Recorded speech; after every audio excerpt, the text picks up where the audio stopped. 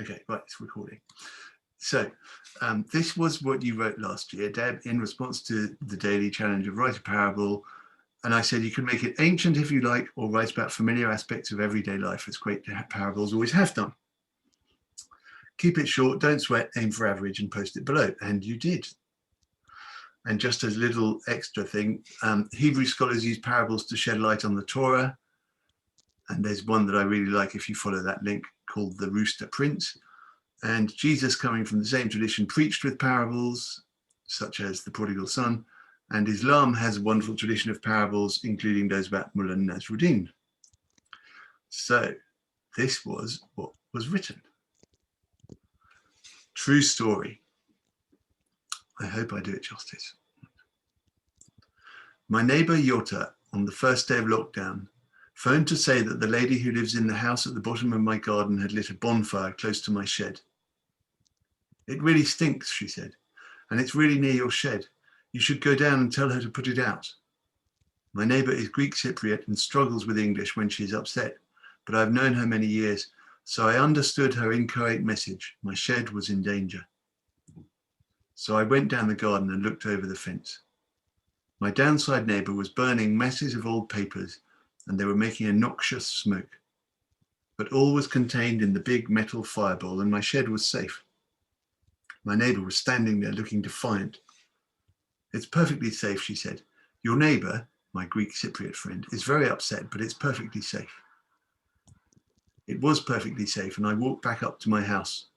I saw Yota's white washing hung out to dry, and a sun chair empty on this first wonderful day of spring, and my neighbor almost in tears of anger. Done all washing, I sit outside, she said, but I can't, asthma. She's a selfish woman. I looked at her helplessly. She had wanted me to take her part, to insist that the fire must be put out, to assert my English authority. She and her husband had already shut themselves up in their house for 2 weeks because of his heart and the virus. The garden was the only place she could go to, and it had been poisoned. How many more fires would be lit as people cleared their attics and their gardens in this enforced seclusion? And the virus was a respiratory disease. How many people might that drifting smoke put in hospital who might otherwise have recovered safe at home? It was truly a most thoughtless, selfish thing to do. But I had missed the opportunity. I had not understood all my neighbor was trying to say when she phoned. I had thought only of my shed, and my shed was perfectly safe. So who was thoughtless? Who was selfish? My neighbor was certainly thoughtless, though maybe not selfish. I was definitely both.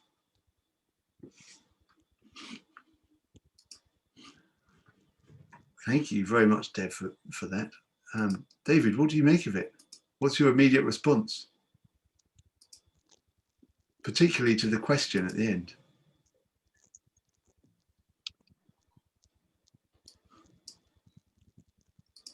Was that question? The question about who was selfish and who was thoughtless and who was selfish. Yeah, right. So I think Shakespeare, of course, had the answer to everything, and when he got Polonius to say, "Be to thine own self true," and then it follows us night, follows day that thou cannot then be false to any man. I think that fits that perfectly. In a way, I was being true to myself. You know, Exactly. I got the message. My shed was in danger. Yes. Yeah. That to the letter. I actually needed to be true to her, didn't I, as well? You were true to her because you were true to yourself. I think it's hard for you to be a mind reader. She didn't explain what she wanted. Nobody ever does, do they? Otherwise, there won't be misunderstandings. True. Nobody ever says it. You haven't time to explain fully what you mean. I think You have to assume what they call PRK, previous relevant knowledge, and you could be wrong.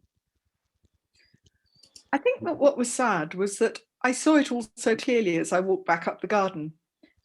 You know, I had all the message by the time I got back to my house, 50 yards or, whatever it is. Because I'd seen the washing, I'd seen the chair. I'd read the situation, but I was so concerned with the safety of my own thing, my own shed. Right. I hadn't actually considered that there might be something more there. And I think it's quite a difficult balance sometimes to know when someone might be asking for help for themselves, but not liking to do so directly. You know, you could have said, well, you waded in there and told your bottom neighbour roundly off and interfered and been a real nuisance. You know, it's a fine judgment, isn't it? Yeah. Yeah, it's very difficult to. The problem is you can read it incorrectly and rush off. Exactly. Yeah, gallop off into the sunset, and you're wrong. I also, yeah. Sorry. I also feel somewhat that when you were given the message that you were given, it was a little bit like a conjurer saying, look at this thing, so that you don't watch the other hand. How could you possibly see anything other than a shed in danger? Yeah, see, it's got to be two-sided, hasn't it? The person you're talking to. Although I've always believed that if you're talking to somebody and they're not understanding, you have to go 90% of the way there. You just mustn't assume, just shout them down and, you know, I'm right and go away. You mustn't do that. Never, because are you sure you're right? I think my parable's message really was to say that, you know, something may appear perfectly obvious, but you need to stay awake to a wider message. Yes, yeah. You could have missed it, could have got it wrong. And do you think, Deb, that the teller of the parable has the right to say what it means? Well, if you think of Jesus's parables, he's very willing to explain, isn't he, if he's asked? Yeah. I suppose if you're asked, it hasn't been the most successful parable, so it's quite interesting that, you know, if he was in the top rank of parable tellers, he was asked quite often.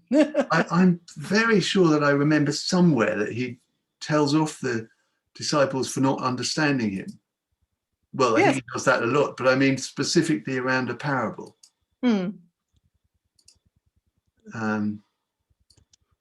But I suppose that's the thing with all stories. They get out of hand. They escape the creator and they become what people make of them. Yes, I think I've sat through enough sermons to agree with that. What was it like also to have me read it a year later? There are two sort of different questions there. One is the one about me reading it now and David being here and everything, but the other one is, have you moved in relation to it over a year? Well, I think that very often if somebody reads your work, you're expecting it, so you're sort of a bit armoured. So I was unarmoured, but I think that at the time I wrote it, I was feeling quite strongly that it was a time when we needed to be aware of other people's needs and awake to them, and that we needed to take opportunities when they arose, you know, rather than sort of necessarily wading in with, I don't know, bread and circuses for people who don't need it. You know what I mean? Yeah. And I just felt I'd missed it. I could see exactly the predicament that that Yota was in, and I was sad that I hadn't been able to make something good between three neighbours. Has that changed because of the sheer amount of time that has passed? Well, it's the difference between a specific moment and the general truth, isn't it? Yeah.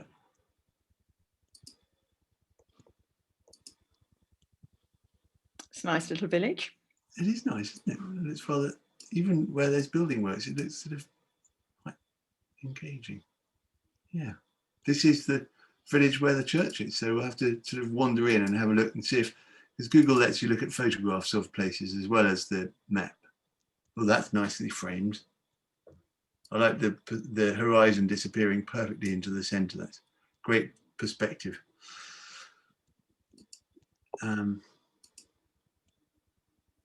Well, we haven't walked quite as fast as we normally do. Normally I'm leaping down the roads like this. Woo! But we're still not there at St. Peter's. Was it St. Peter's? I think so. David, if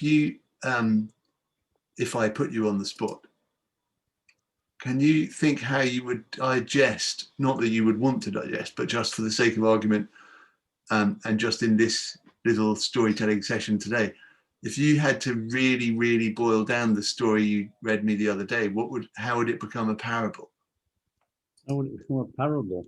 Well, there is a lesson in it. I haven't got a copy at the moment, so I'm going to read you the last bit. It's the lesson in the last bit. You just give me a second. I'll just get the. Yeah, sure. I altered the ending. Ah, okay. What I was trying to say in a lot of it, apart from the rough sea, which is always fun.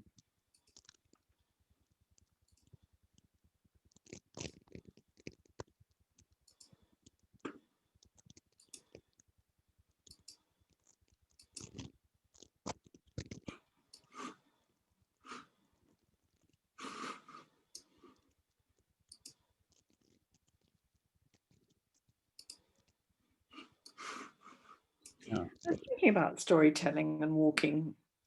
I'm thinking how, you usually walk, not in this particular instance, but you usually walk with people you know at least a bit, don't you? Yeah. And it's a very useful way, I think, of learning about your companions. Yeah. In an unobtrusive way. So I don't have to say to David, so, what do you do? And before you did that, what did you do? And have you got a family? And yeah, a lot of it will sort of come out. Yes. Yeah. In the person you project. Yes, the things you talk about and the stories that you tell. Definitely. I mean, your story was short that I've just read, but we know a small number of things about you in terms of kind of logistical facts. But it tells us a bit about you as well beyond that. Yeah. The kind of person that might be turned to by a neighbour. And the way that you described going to speak with your English, was that the word he said? My English will sort of sort it out. Yes, that she felt my English would have authority. Yeah. Yes, yeah. That horse has simply disappeared.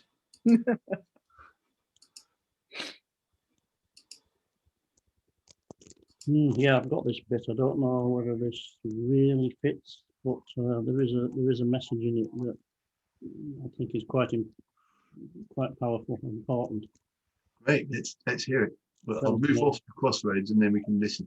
I'm going to read part of the last short paragraph. I'll just, for Deb, it's about a voyage from Scrabs to Stromness in the Orkneys one winter night in November, a few years back, 2 or 3 years back. And it's extremely rough, but anyway, that's all right. Right, so this is the last paragraph of the story. It says, the bond which has been with us since sailing from Scrabster, the bond that let us trust people who we have never seen with our lives with utter and total confidence. The bond that somehow connects all the people on the ship. The unseen bond of the sea will evaporate. The ship is secured to her berth. We collect our luggage and walk off in different directions back into our own lives, into the narrow lanes and wines of Stromness. I walk up Victoria Street between the stone houses that crowd in on either side. I'm alone again. Every time I pass a lane or a wind that leads down the few short yards to the harbour, the opening blast pushes me sideways. An image slips into my mind like a thought fox. I see the sailor's graveyard on Hoy. And through the gate, the first gravestone has carved on it the words, age 16. Weep if you want to. I do. That's the last paragraph of it. The point being, the utter futility of war. Mm. I'm sorry, David, could you say that again? It cut out a bit. The point being? The futility of war and the tragedy and the awful, yeah. I'm really struck by what happens when you lost all of the earlier bit of the story. And gosh, now we're in April 2010. You see how the weather changed? A bit like getting off a boat, getting off that boat. Yeah, exactly. I'm really struck that even though you'd lost the rest of it, I thought that moment when you talked about the bond that had kept you all together, yeah, the bond gone and it's released. I thought that still really works. And I don't know if that's just because I've heard the story before, but the idea that people on a trip have that loose bond, that temporary bond, which I suppose maybe we have right now. That's nice. Well, it probably is actually, yeah, it's something like that. But it's, I'll tell you, one of the best writers on that thing is Joseph Conrad. Mm. Very much with Marlowe and yeah. Marlowe, and he writes about the bond of the sea. Yes. Yes.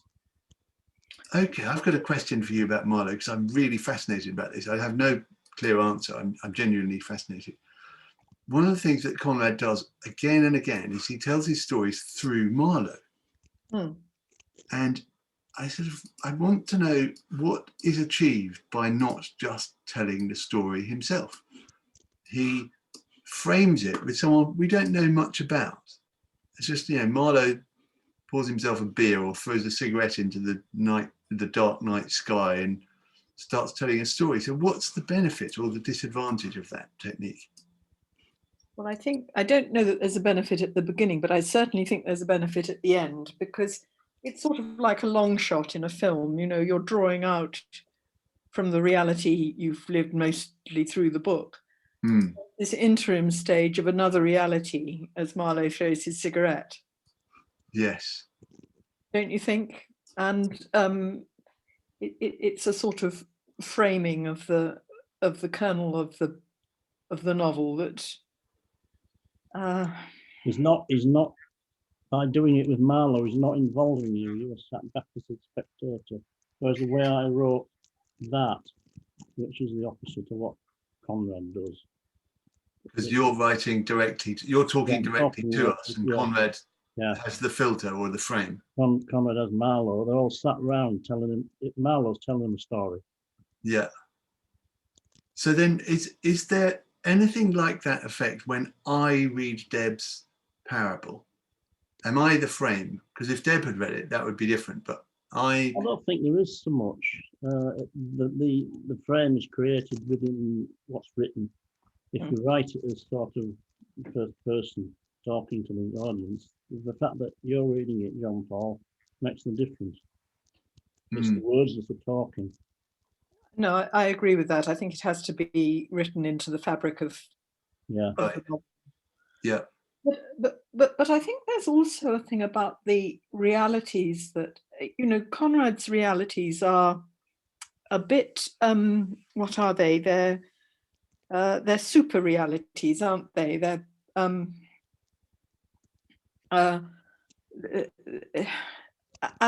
but he sort of does it twice. I mean, the sense that he gives you of the Thames at night, waiting for the tide. That's brilliant, that bit. It's just extraordinary. And so you trust what you're going to get in the next bit to be, which you don't know anything about, the darkness of Africa, to be accurate. Conrad brings her on board the yawl, the Nelly, Yes. You can see up the 4 people sat around there and you're with them. Mm. So when Marlowe starts talking, you're sat with them listening. Yeah. And I think it's brilliant the way he does that. And the description of the Thames is fantastic. I'm Because the Thames we've been just walking past, isn't it? The same bit. Mm. Yeah. I'm thinking about Wuthering Heights, Hmm. which, Oh, that's also that's the nurse, isn't it? yes. And then there's a chunk in the middle that, is it somebody's diary or somebody's, Yes, I think so. and she definitely knows, trying to get different perspectives. I quite like the image actually of camera angles, actually, particularly from a time when they Yes. when they weren't sort of universal. Yeah.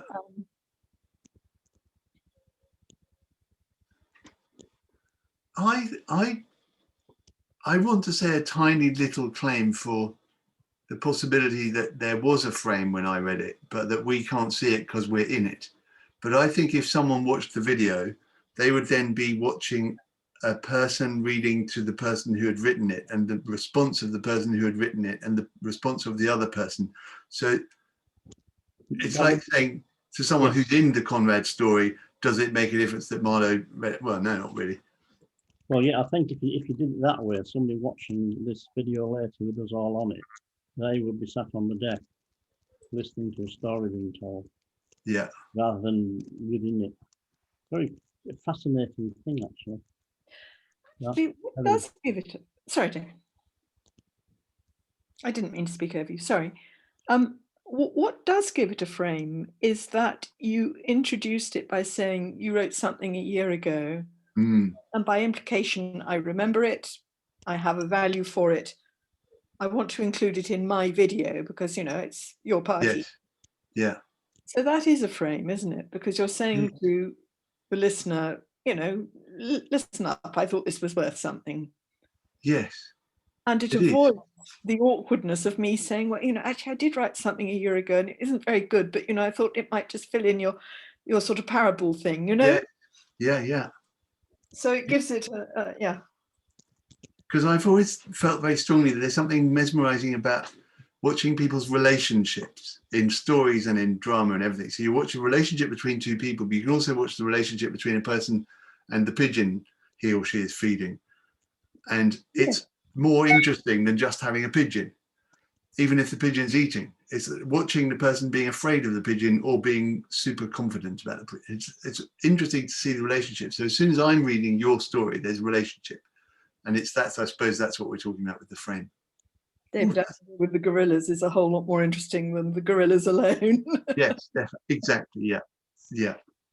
Oh, that's a nice picture. I think we should end on that one, shouldn't we? That's nice. Beautiful, that. 2014, that one. John Paul, if I send you the details of this group we're following, this international group, which is only going to be small, but yes. Can you forward them on to Deb? I will, certainly. Yeah, I'll do it that way, and then I'll do that tomorrow. Great. We'd love to have you in, Deb. We're only going to be a small group, but